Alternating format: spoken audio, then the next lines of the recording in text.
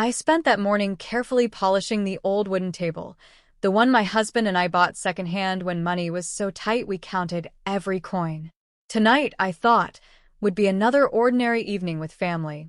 My son promised they would visit after dinner, and I clung to that hope, convincing myself this house might still echo with laughter like it once did. Yet, under the surface, I felt something unsettled, like the calm before a storm I could not name. Before I continue, let me pause for a second. This story is only just beginning, and trust me, you will not want to miss how it ends. Subscribe now because each week I share stories of family, betrayal, and resilience, and you do not want to fall behind when the next one drops. Also, tell me in the comments, if someone once tried to take something that mattered most to you, how did you respond? It happened so suddenly. My 5-year-old grandson tugged at my sleeve and whispered with the kind of innocence only children carry, "Grandma, they'll finally sell the house tonight." His words pierced through me, and in that instant, I knew tonight was never about togetherness. It was about a secret plan they thought I would never uncover. So, let's get into what happened after those words left my grandson's mouth. I remember standing there, frozen for just a second, the sound of his tiny voice echoing in a room that suddenly felt heavier. He tugged at my sleeve once more, expecting me to smile or nod as though he had just shared something playful, but I could not force a reaction right away. Instead, I gently brushed his hair back and told him to go play in the other room. He skipped off with the carefree ease only a child can have, leaving me alone with the weight of what he had said. I stayed standing by the table, my hand resting on the edge of the wood I had polished earlier that morning. It was not just a table to me. It was where bills had been paid late at night, where homework had been spread out when my son was still small, where birthday cakes had been cut even in years when money was short.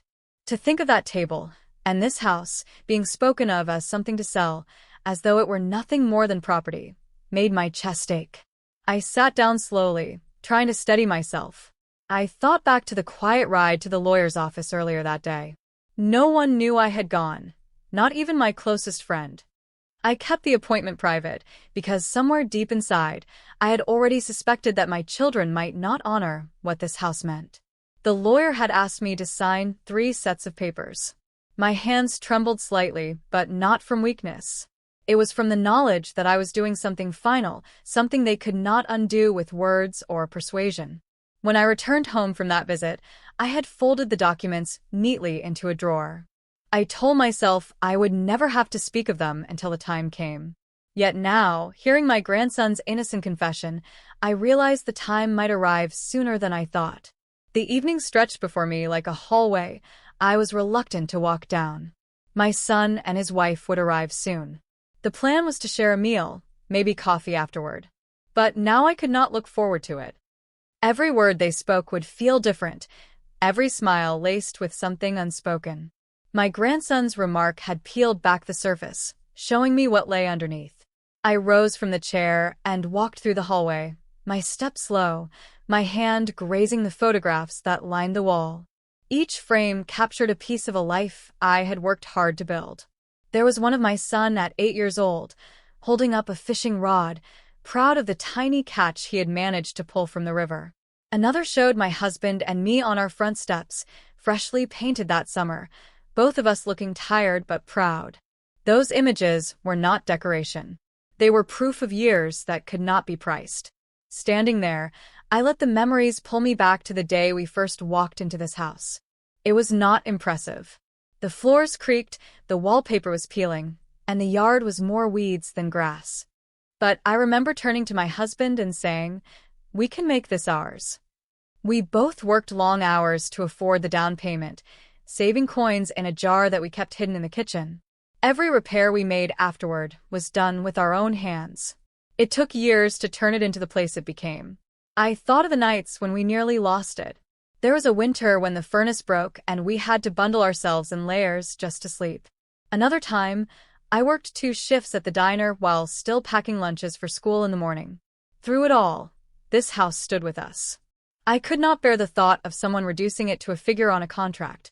The sound of my grandson's laughter carried faintly from the other room. I went to the doorway and watched him play on the carpet with his toy trucks. He was too young to understand what his words had done, too young to grasp how much meaning this house carried for me. Yet, in that moment, I felt grateful that the truth had slipped out through him, not through an argument or a confrontation. His small voice had given me clarity, without anger. I turned back into the kitchen and poured myself a glass of water. The act of drinking, it felt grounding. I needed to stay steady, to prepare myself for the evening. There was a chance they would not bring up their plan directly tonight. Maybe they would wait for another day. But now that I knew, I would hear every sentence differently. I would be ready for the moment when they thought I was cornered. The house was quiet again, aside from the hum of the refrigerator and the occasional sound of a car passing outside. I leaned against the counter and let myself remember one more scene from years before. It was the summer my husband had been laid off, and the bank had called about a missed payment. We sat at this very table, staring at the figures, trying to work out a plan. That night I promised myself that if I had to work myself sick, I would never lose this house. We made it through then, and I told myself I would make it through now. As I placed the glass in the sink, I whispered softly, "Not tonight. Not ever." The words were barely audible, but saying them aloud gave me strength. My grandson's warning had not broken me. It had reminded me why I had gone to that lawyer in the first place. The choice had already been made, and they did not know it. I walked back to the table, smoothing the cloth one more time, not because it needed it, but because I needed the motion to calm my hands. Soon there would be footsteps at the door, voices calling out, perhaps even hugs for appearance's sake. But beneath the surface, I knew the real conversation was coming, even if it was spoken in hints and half-truths. And when it did, I would be ready, because this house did not belong to their plans.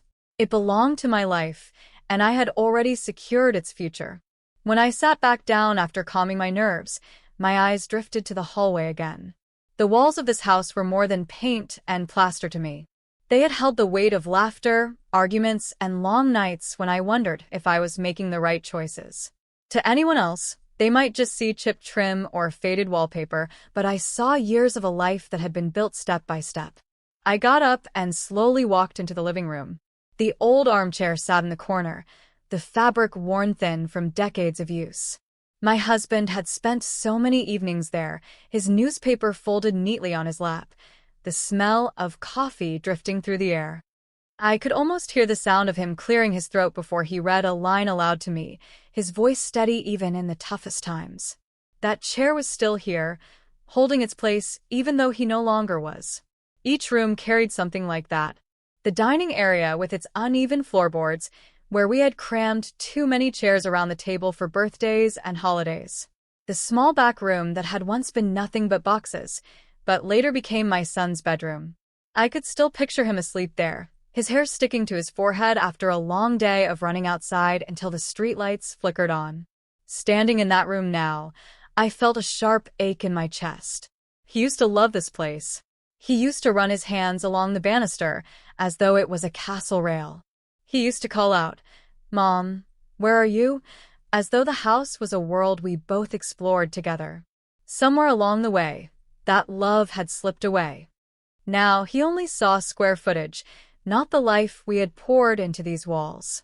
I walked toward the kitchen again, stopping to glance at the framed photographs. The pictures told the story better than any words could. There was my husband balancing our son on his shoulders during a backyard barbecue. There was me holding a cake with candles, my son's grin wide as he leaned toward it. There was even one of my parents sitting stiffly at this same table, proud that we had managed to buy a home of our own. I remembered the first year after moving in, when everything felt uncertain. The furnace broke in January, and we had no money to replace it right away. I bundled my son in layers of blankets at night, sitting by his side until he fell asleep. My husband and I promised each other we would hold on, no matter how many shifts we had to take. That promise had guided us for years. The thought of that promise being dismissed now made me feel both angry and determined. I moved into the hallway again, stopping by the staircase. The steps still creaked in the same spots they always had. I thought about the mornings when I stood at the bottom, calling my son to hurry for school. I thought of how he would come rushing down, sometimes 2 steps at a time, his backpack bouncing against his shoulders. Those were the mornings I worked extra hours just to pay for his lunches, new shoes, and books. I did not mind. Every sacrifice I made was tied into these walls. I pressed my palm against the wall by the stairs, as though I could feel all of that history still inside. Maybe I was sentimental, but to me, a house was not just wood and nails. It was where you poured your sweat, your time, your love. It was where your life left its marks, whether in pencil drawings on a bedroom wall or in scratches from moving furniture during better days. In the kitchen, I leaned against the counter and let the silence settle around me. It had not always been this quiet. I could remember nights when friends gathered here, when voices rose in arguments, when my son stomped down the hallway after a disagreement, only to return minutes later because he did not like staying mad. That silence now felt heavier, because I knew my son was not coming with the same heart he once had. He was coming with a plan that treated all this history as disposable. I picked up a photo frame that had been left leaning on the shelf. It was from a summer picnic in the yard. The grass had been patchy, the paint on the porch half-finished, but we were smiling. We were proud because it was ours. Looking at that picture, I felt my jaw tighten. I had given up so much to keep this house standing, and the idea of seeing it handed off like a burden was unbearable. My grandson's words kept replaying in my mind. They'll finally sell the house tonight. He had no idea what that meant to me, no idea how much life was built into this place. To him, it was just a big house with toys and space to run. To them, it was money waiting to be unlocked. But to me, it was the proof of decades of sacrifice that I could not allow them to erase. I sat down again at the table, my hand brushing over the cloth I had straightened earlier. The kitchen clock ticked steadily, marking each second as I thought about what was ahead. My son and his wife would be here soon. They would probably smile, ask about my health, maybe even compliment the dinner I had prepared. But beneath the politeness, I knew there would be another agenda. I also knew something they did not. Their plan was already too late. That thought steadied me. I reached into the drawer where the documents rested, just to feel the edges of the folder. It was still there, exactly as I had left it. I did not need to wave it in their faces. I did not need to say anything yet. Just knowing it was there gave me the calm I needed to face them. I stood once more, walking through each room slowly, almost like I was gathering strength from the walls themselves. This was not just a house. It was a witness to my life. Every corner carried proof of who I had been, what I had given, and why I deserved to protect it. Tonight, whatever words were spoken, I would not falter. Because no matter what they thought, this house was mine to safeguard. Earlier that same day, before any of this unfolded, I had taken a quiet ride across town to my lawyer's office. The sky was overcast, and the bus windows were streaked with a fine drizzle. I remember clutching my purse tightly, the papers inside feeling heavier than they truly were. I told myself I was just running an errand, but deep down, I knew this was a turning point I could not avoid. The office sat on the second floor of an older building, one I had passed many times but rarely entered. I hesitated at the door, my hand lingering on the brass handle longer than it should have. It felt as if I was about to step across a line between the past and the future, and once I moved forward, there would be no way to step back. Inside, the waiting room was plain, a row of chairs against the wall and a receptionist behind a desk who greeted me with practiced politeness. I gave her my name, and she directed me to sit. My knees brushed the edge of the chair as I lowered myself, and I folded my hands in my lap. The tick of the clock filled the silence, each sound pushing me closer to what I had come here to do. When the lawyer finally appeared, he smiled as though we had known each other longer than we had. He guided me into his office, a space lined with shelves of books and framed certificates. I sat across from him, my palms resting against the cool surface of the desk. I explained why I was there. My voice stayed calm, but every word carried the weight of years of disappointment, years of realizing my children might not protect what mattered to me. He listened closely, occasionally nodding, jotting down notes on a legal pad. I could see the seriousness in his face, though he never made me feel rushed. He asked me to confirm details about the house, my family, and my wishes for what would happen in the future. I spoke carefully, making sure there was no confusion. This house was not just an asset. It was my life's work, and it needed to be treated as such. When he slid the first set of documents toward me, my hands trembled slightly. I paused, staring at the lines of text. For a moment, I thought of all the nights I had stayed up worrying about bills, the mornings I had walked to work exhausted but determined, the afternoons I had fixed meals with whatever scraps I had. Each memory reminded me why this decision mattered. I signed my name slowly, pressing the pen firmly so the ink would not smudge. He handed me another sheet, then another. Each signature felt like a promise to myself, a confirmation that I was still in control of my own story. I was not leaving the future of this house in the hands of those who saw it as a transaction. As I signed the final page, I felt a strange calm settle over me. It was not joy exactly, but something steadier, like the quiet after a storm when you realize the roof held and the walls stayed standing. I exhaled slowly, pushing the papers back across the desk. He gathered them neatly and told me everything was now official.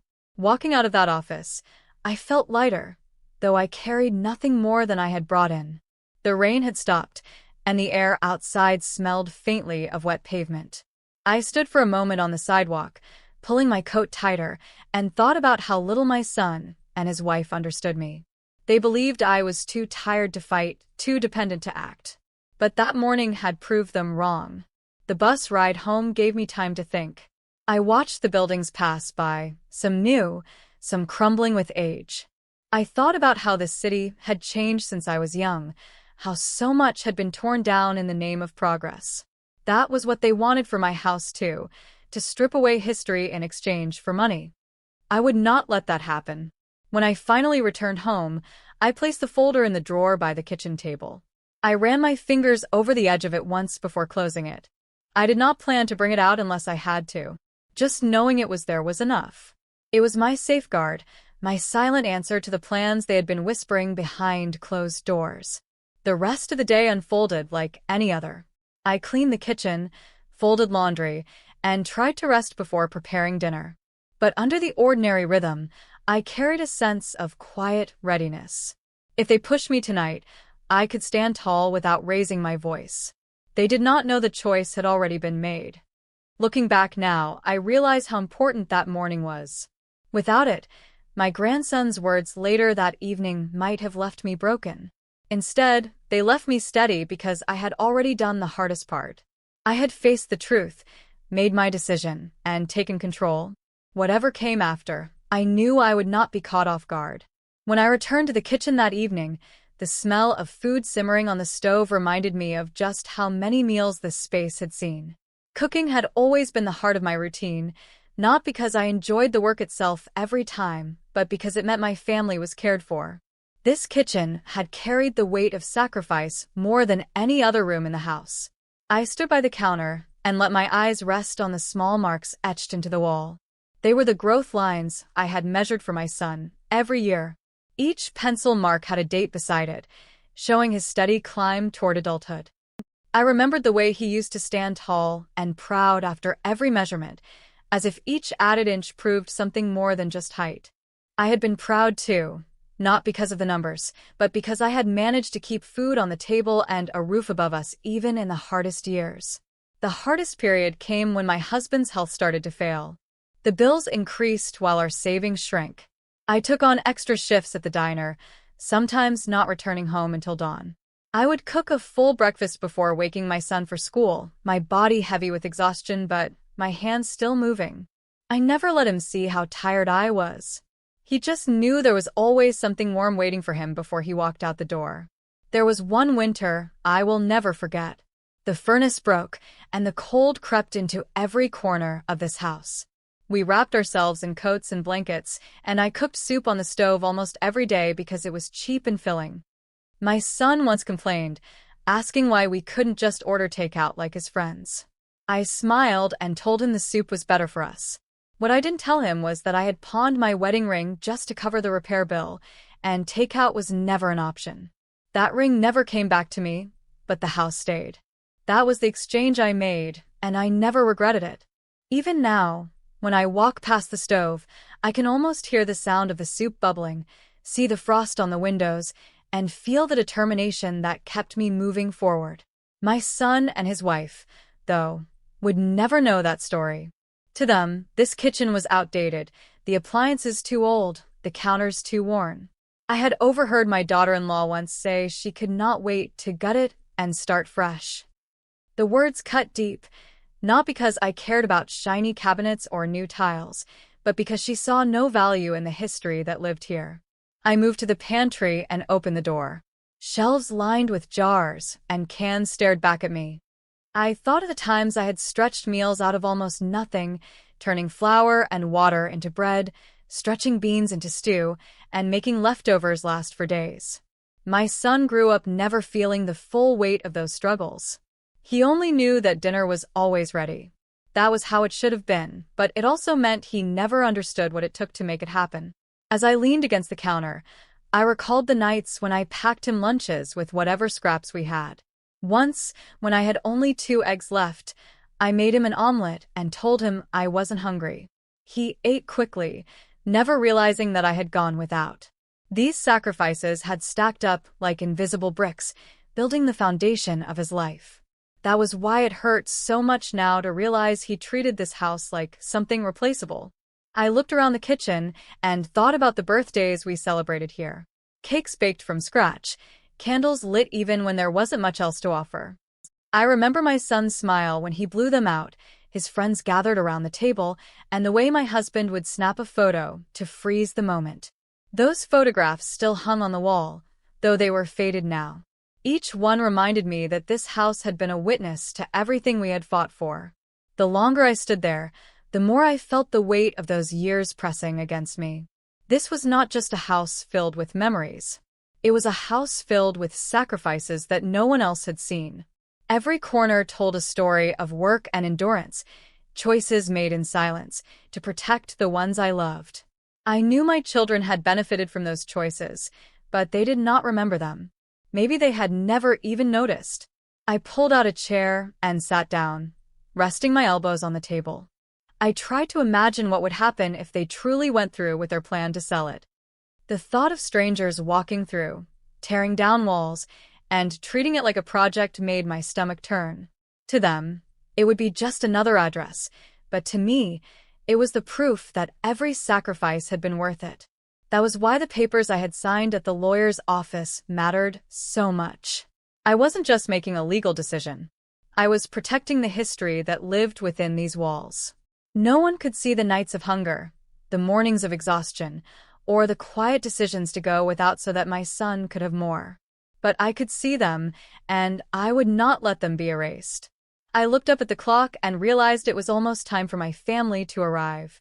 The kitchen was clean, the meal was nearly done, and everything appeared as it should. On the surface, I was just a grandmother waiting for her family to visit. But under the surface, I carried the knowledge of what I had given and the determination that they would never take this place from me. As I waited for the meal to finish cooking, my eyes drifted once again to the photographs in the hallway. I lingered on one where my son was still a boy, his cheeks round, his smile wide. He stood barefoot on the porch steps holding a stick like it was a sword, pretending to guard the house from imaginary enemies. I could still hear his laughter from that day, high and fearless, carrying through the yard. I thought back to how much he once loved this place. He used to treat the creaky staircase like an adventure, running up 2 steps at a time just to hear the sound it made. He would call out from his room upstairs, asking me to come see the fort he had built out of blankets and pillows. He would press his hands against the banister, sliding them down as he jumped the last few steps. To him, the house was a playground, a castle, a place where safety and fun lived side by side. One memory stood out more than the rest. He was about 10 years old, and we had just finished repainting the porch together. His hands were covered in specks of white paint, and I scolded him gently for flicking the brush too hard. He laughed and said, "Mom, don't ever sell this house. I want to bring my kids here one day." At the time, I believed him. I believed those words came from the deep attachment he had to this home. Hearing them gave me the strength to keep working, to keep fighting to hold on to it even when the bills piled high. Now, standing in the same hallway years later, those words cut differently. He had forgotten them, or worse, he had never really meant them. The boy who once wanted to bring his children here was now the man planning to sell it without hesitation. I tried to imagine what had changed in him. Was it time, influence, or simply the pull of money that erased what he once felt? I walked into his old bedroom, now used as a storage room. The wallpaper was faded, the shelves dusty, but I could still see the outlines of posters that once hung there. He had covered the walls with drawings and stickers, filling the room with his imagination. At night, he would call me in to sit on the edge of his bed while he asked endless questions about life, about the future, about whether dreams could come true. I always told him that anything was possible if you worked hard enough. I wonder now if those words were taken too literally, if working hard became only about chasing money instead of meaning. I sat on the edge of that same bed, my hand pressing against the worn blanket still folded neatly at the end. The memories came back in waves. The times he had been sick and I stayed awake all night by his side. The nights when storms shook the windows and he crawled into my bed because the thunder scared him. Each of those moments tied me to this house in ways he no longer understood. The distance between us had not appeared all at once. It had crept in slowly, through small dismissals and changes in tone. At family gatherings, he would roll his eyes when I told stories about the past. He would tell me I worried too much, that I didn't understand how things worked anymore. His wife would smile politely, but I could see the impatience in her face. Piece by piece, I began to feel like a guest in my own family. And yet, this house remembered. It remembered the boy who had once helped me rake leaves in the yard, the teenager who had sulked on the porch after arguments, the young man who had brought friends home for dinner. It remembered the promises he made, the dreams he shared, and the love he once showed without hesitation. That was why I could not simply let it go. Because even if he had forgotten, I had not. I stood and walked back toward the kitchen, the smell of roasted chicken filling the air. I set plates on the table, each clink of porcelain reminding me of past dinners when the table was crowded and noisy. Those were the nights when my husband would tell jokes, when my son would talk too quickly about his day, when laughter drowned out the worries of work and bills. Now, I set the plates in silence, preparing for a dinner where smiles might hide sharp intentions. My son was no longer that boy with paint on his hands and joy in his voice.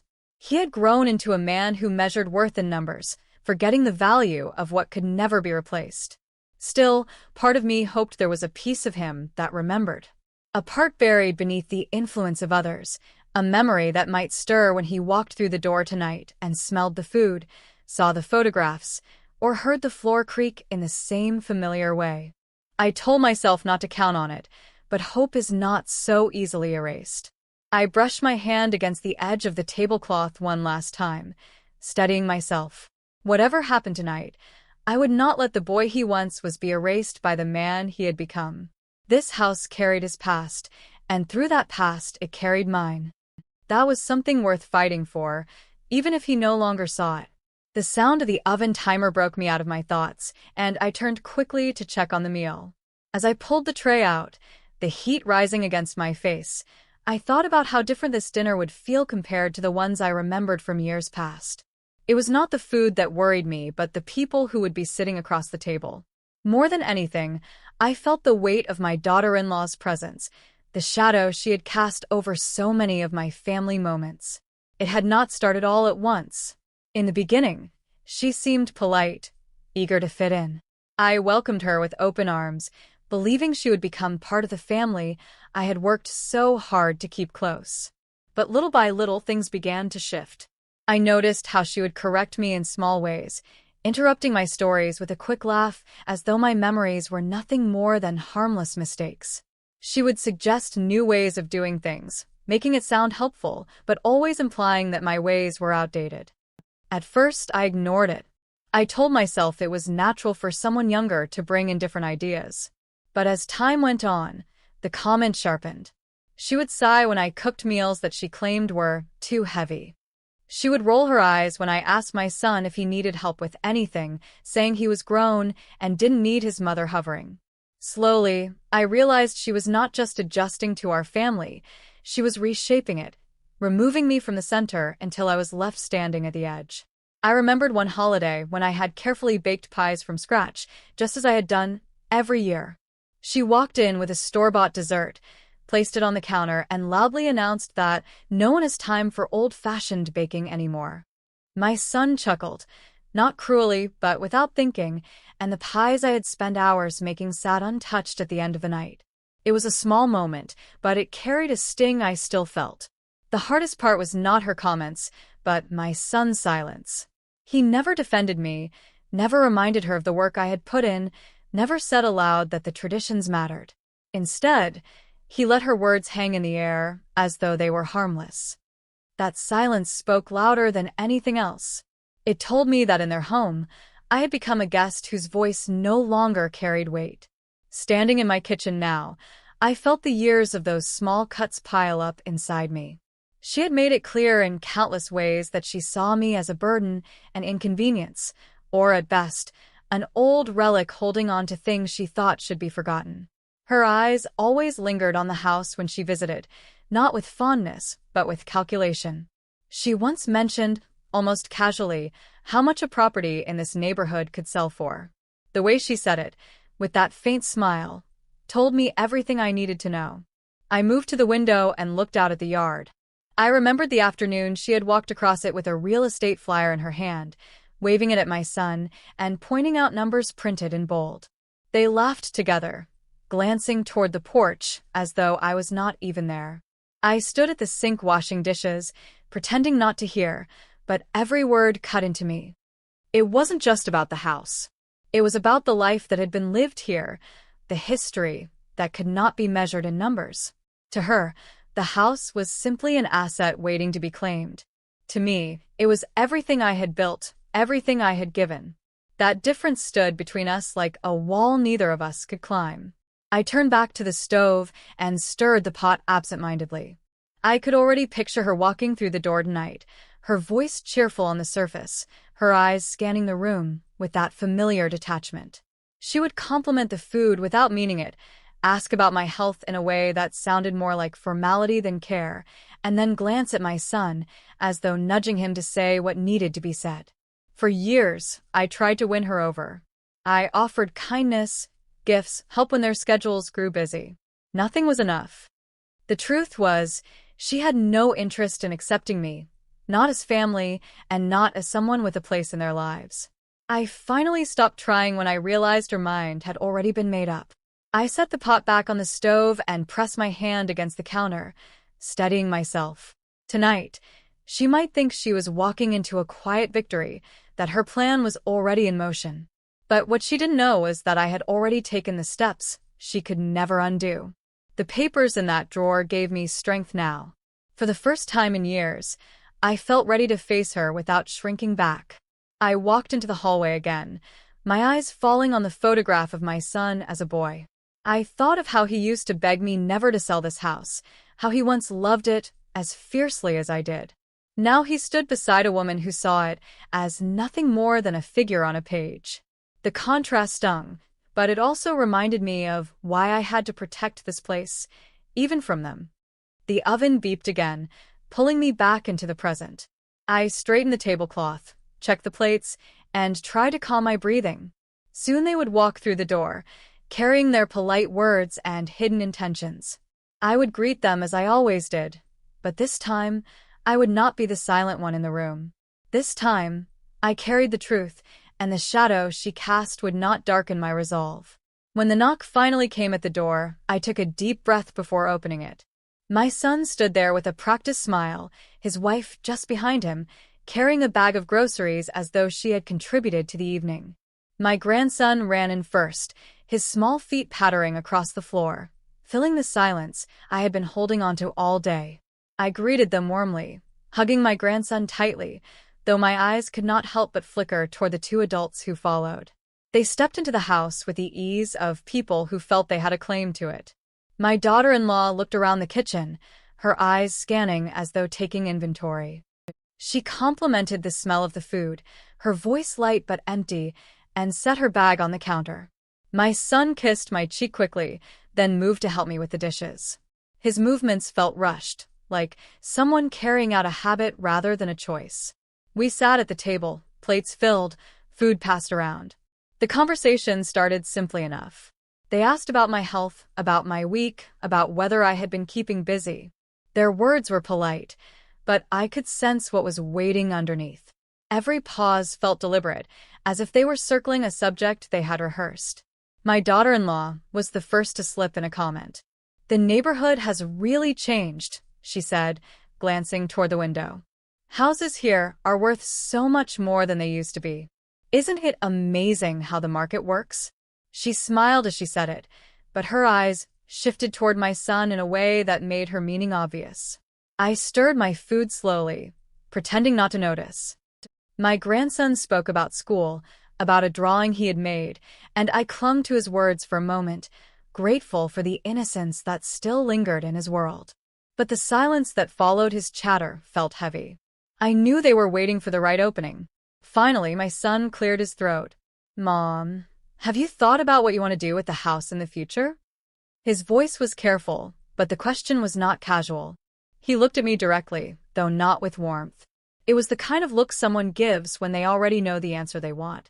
I set my fork down, resting my hands on the table. Inside, my heart beat faster, but my face stayed calm. I had known this moment would come. The papers in the drawer had given me strength, but I also knew this conversation would test me. I forced myself to breathe evenly, to listen before responding. My daughter-in-law jumped in before I could answer. "It's just that a property like this could really help everyone if it was sold. You wouldn't have to worry about upkeep anymore. It would give the family security. We could all benefit." Her voice carried the tone of someone making a practical suggestion, but beneath it was the assumption that my decision was already made. I looked at her and then at my son. I remembered the boy who once begged me never to sell this house, the boy who used to run down these halls with joy. Now he sat there silent, letting his wife speak for both of them. That silence hurt more than her words. The room grew quiet for a moment. My grandson looked between us, sensing tension but not understanding it. I reached over to refill his plate, giving myself time to gather my thoughts. I did not want to argue. I wanted to hold my ground without shouting, to show them that their quiet plans would not succeed. So I said simply, "I've already been thinking about the future." Don't worry about me. My tone was steady, giving nothing away. They exchanged a quick glance, perhaps surprised I didn't agree immediately. The silence that followed was thick, but I let it stay. As the meal continued, I noticed how their words grew more pointed. My daughter-in-law mentioned how exhausting home repairs could be. My son commented on how much easier life would be if I downsized. They kept circling, testing the waters, pushing without fully revealing what they had in mind. But every word only reminded me of the folder hidden safely away. By the end of dinner, I felt the storm gathering between us.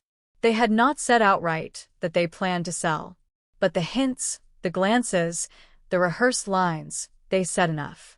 I cleaned the plates calmly, stacking them as I always had, showing no sign of the fire building inside me. They thought I was quiet because I was unsure, but in truth, I was quiet because I already knew their plans had failed before they began. After the dishes were cleared, we moved back into the living room. My grandson sat on the floor with his toys, his small voice filling the silence as he made cars crash into one another. I sat in my chair, my hands folded neatly in my lap, watching the two adults exchange looks that told me they weren't finished with what they had started at the table. I could feel the weight of what was coming next. My daughter-in-law leaned forward, resting her elbows on her knees as though she wanted to sound casual. "You know," she began, "there are people we know who've been looking for homes in this area. One family offered nearly double what their house was worth. Can you imagine what kind of opportunities that money could bring?" Her smile looked practiced, her tone smooth, but her eyes were sharp with intent. My son cleared his throat again, this time more firmly. "Mom, I think it's time we really consider this. The house is old. Repairs will only get harder, and it's too much for you to handle alone. Selling would be the smart choice." He said the words with a kind of authority he had never used with me before, as if he had already decided and only needed me to agree. I stayed quiet, letting their words hang in the air. My silence seemed to push them to fill it. My daughter-in-law pressed harder. "Think about it," she said quickly. "You'd be comfortable. You wouldn't have to worry about a thing. We could take care of the process, handle the buyers, and make sure everything is done quickly. It would be easy for you." I looked at her, then at my son. He avoided my eyes, glancing instead at the carpet where my grandson played. That silence told me he knew what they were asking was not as simple as they made it sound. He couldn't even look at me as they pushed me toward a decision they thought was already theirs. I leaned back slowly, my hand brushing the armrest. Inside, my heart raced, but outwardly I remained steady. They believed I had no choice. They thought their hints and their reasoning were enough to convince me. What they did not know was that my choice had already been made long before this conversation. The papers in the drawer were my answer, and nothing they said could undo them. My grandson looked up from his toys and asked if we could play a game after dinner. His words cut through the tension, innocent and unknowing, but enough to give me the moment I needed to breathe. I smiled at him, grateful for his timing, then turned my attention back to the two adults across from me. "I hear what you're saying," I replied finally, keeping my voice calm. "But some things are not so simple." My words were vague on purpose. I wanted them to feel uncertain, to know that I was not as pliable as they imagined. Their plan, I could see, was to corner me gently, to make me agree before I realized what had happened. But I had realized it long ago. My daughter-in-law's smile faltered for just a moment, the first crack in her polished demeanor. My son shifted uncomfortably in his chair. The silence stretched between us, filled only by the sound of toy cars clattering on the floor. They had tried to ease me toward surrender, but my quiet resistance unsettled them. I excused myself to the kitchen to make coffee. As I poured the water and listened to it boil, I let the calm settle inside me again. They thought tonight would be the night I handed everything over. They had no idea that tonight was the night they would find out just how wrong they were. When I returned, I carried the coffee tray with a steady hand. I served each cup with the same care I had shown countless times before, but in my mind, I was already preparing for the moment when their plan would reach its breaking point. I had lived through too many struggles to let this house slip away with nothing more than a few persuasive words. The living room felt heavier now, their impatience more obvious. My daughter-in-law stirred her coffee too quickly, the spoon clinking against the cup, her voice finally losing its smoothness as she spoke again. "We've already looked into buyers," she said flatly. "It's only a matter of time before this house is listed. It would be best if you agreed sooner rather than later." My son shifted again, his shoulders stiff. He didn't correct her. He didn't soften her words. He let them sit in the room like a final push. That was the betrayal I felt most. The boy who once swore never to leave this house behind now sat quietly while his wife laid out their intentions as though my voice no longer mattered. I sipped my coffee, steady, unbroken. Their attempt had been made. Their betrayal had been spoken aloud. And now I knew it was almost time for me to show them that their efforts had been wasted long before this evening began. The room stayed quiet after her last statement, the kind of silence that makes every sound louder than it should be. I placed my cup gently back on the saucer and looked at both of them.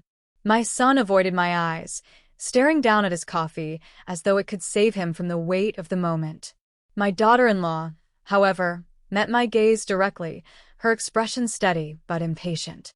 I decided I had listened long enough. My voice was calm when I finally spoke. "You've both made your point clear. But there's something you don't know. I went to my lawyer this morning."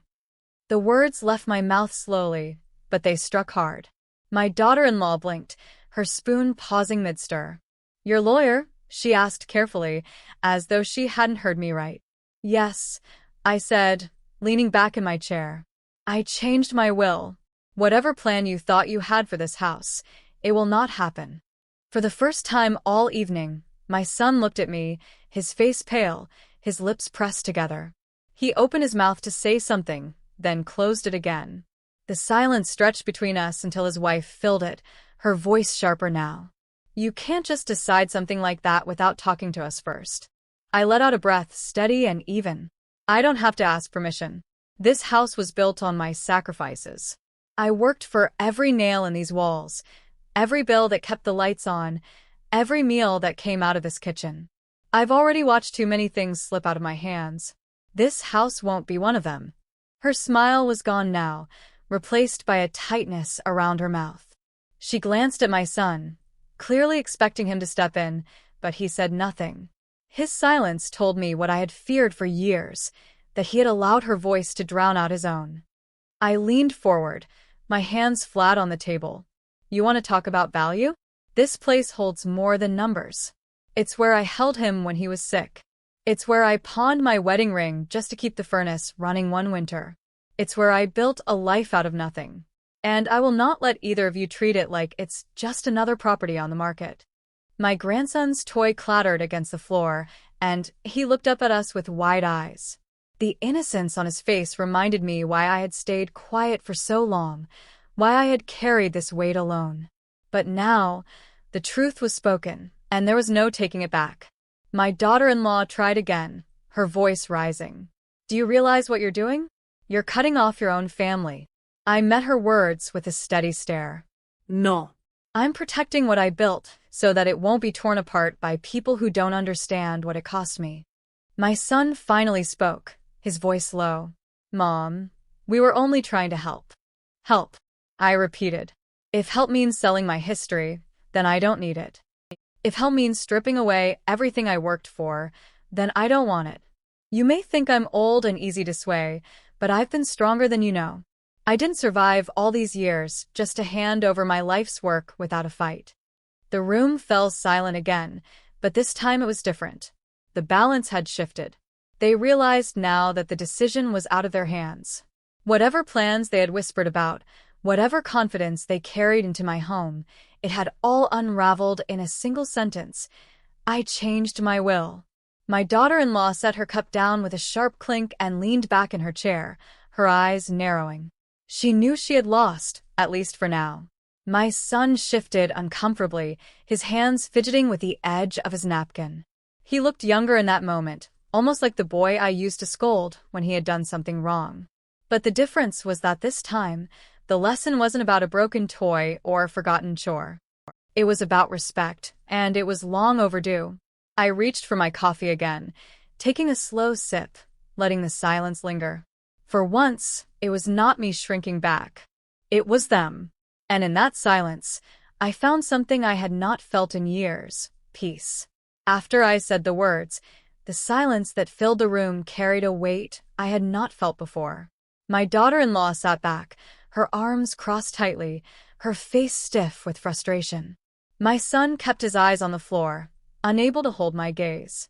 For years I had been the quiet one, letting their words hang unanswered, but now it was them who seemed cornered, unsure of what to say. The air in the room felt heavy. My grandson, sensing something, moved closer to me and placed a toy car on the table as though offering a distraction. I smiled faintly at him and patted his hand, grateful that at least one person in the room did not see me as an obstacle to be pushed aside. His innocence reminded me of why I had made the choices I did that morning. I leaned back in my chair, letting the calm settle over me. They could not argue with the truth. The decision was made, written, signed, and locked into place. Their plans, whatever they were, had no foundation anymore. I watched as they processed that fact in their own ways, her with thinly veiled anger, him with uneasy silence. Finally, my son spoke, his voice hesitant. Mom, you didn't have to do it this way. We could have worked something out. His words sounded weak, like a man caught between loyalty to his wife and guilt over what he had allowed to happen. I met his eyes. You had plenty of chances to talk to me. Instead, you let someone else speak for both of you. I've been patient, I've been quiet, but tonight you saw that I'm not as powerless as you thought.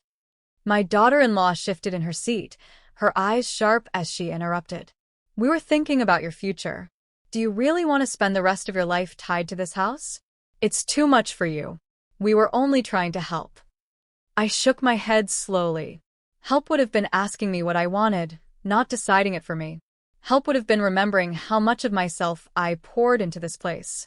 Instead, you came here tonight planning to sell something that was never yours to begin with. Her lips tightened, and for once, she had no quick reply. The silence that followed was uncomfortable, but I did not rush to fill it. I had learned over the years that silence can be more powerful than shouting. Tonight, that silence belonged to me. I rose from my chair and began clearing the coffee cups, not because I needed to, but because it gave me a moment to steady my thoughts. In the kitchen, I could hear their muffled whispers, their hurried tones betraying their frustration. I did not listen closely. Their words no longer carried the power to shake me. When I returned, I placed the cups in the sink and sat again. This house is not for sale, I said clearly. Not now, not later. I've already ensured that. My voice was calm, but final. My son finally looked up at me, and for a moment, I thought I saw a flash of the boy he used to be, the one who once promised never to let this house go. His eyes softened, but only for a second before he looked away again. I knew then that he was torn, but unwilling to stand against his wife. That choice was his to carry, not mine. My daughter-in-law stood abruptly, smoothing her clothes as though preparing to leave. Fine, she said tightly. If that's how you want it, then that's your choice. The words sounded polite, but the coldness in her voice gave away her anger. I stayed seated, unbothered. Yes, I said simply. It is my choice. My grandson tugged at her hand, asking if they were leaving. She nodded quickly, her expression still hard, and began gathering their things. My son lingered by the door, his hand resting on the frame, his mouth opening as though to speak, but he said nothing. Instead, he gave me a faint nod and walked out behind her. The house grew quiet again, the sound of the door closing echoing down the hallway. I sat back at the table, my hand resting on the wood, and let the silence fill the space. For the first time in years, it felt like silence I could live with. It wasn't the silence of being ignored or dismissed. It was the silence of having spoken the truth and letting it stand. I walked into the hallway and glanced at the photographs again. They had not changed, but something inside me had. For years, I had feared that my voice no longer mattered, that my history could be erased by decisions made without me. Tonight proved otherwise. I had stood my ground, and no amount of persuasion or pressure could take that away. In the quiet, I poured myself another cup of coffee, sat by the window, and looked out at the yard. The grass swayed gently in the night air, and the house seemed to settle around me like a shield. Whatever came tomorrow, this place would remain mine, protected, because I had chosen to protect it. And that was enough.